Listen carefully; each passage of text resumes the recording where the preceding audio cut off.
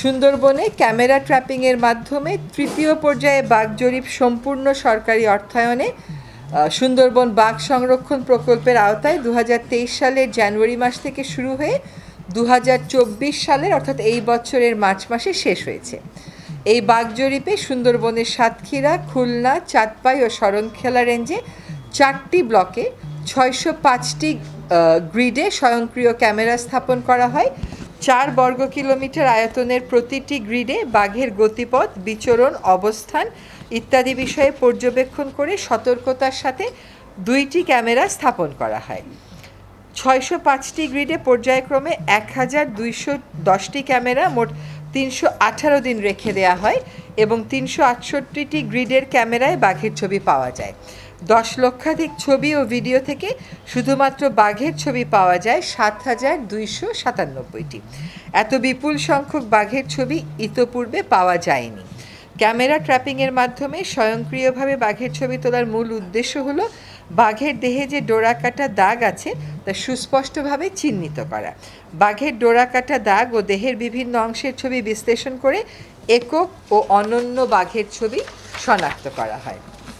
জরিপকালে প্রাপ্ত বাঘের ছবি ও অন্যান্য তথ্য উপাত্তসমূহ সুন্দরবন বাঘ সংরক্ষণ প্রকল্পে নিয়োজিত বাঘ বিশেষজ্ঞগণ কর্তৃক বিশ্লেষণ ও যাচাই বাছাই করে বাঘের সংখ্যা ও বাঘের ঘনত্ব নিরূপণ করা হয়।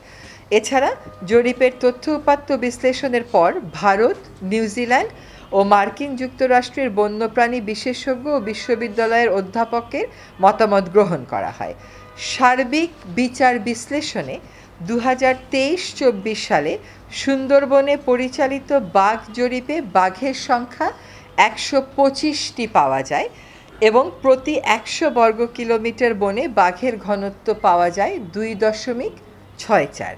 2018 সালের তুলনায় 2024 সালে সুন্দরবনে বাঘের সংখ্যা 9.65% বৃদ্ধি পেয়েছে এবং 2015 সালের তুলনায় বাঘের সংখ্যা 17.92% বৃদ্ধি পেয়েছে।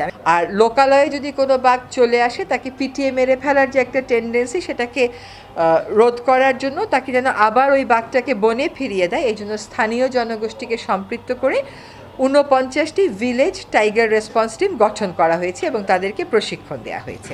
তো আমাদের জন্য সুসংবাদ যে বাদে আমাদের বাঘের সংখ্যাও বেড়েছে, ঘনত্বও বেড়েছে এবং বাঘ শাবকের সংখ্যাও বেড়েছে। বন বিভাগ কিছু কংক্রিট কাজ নিচ্ছে।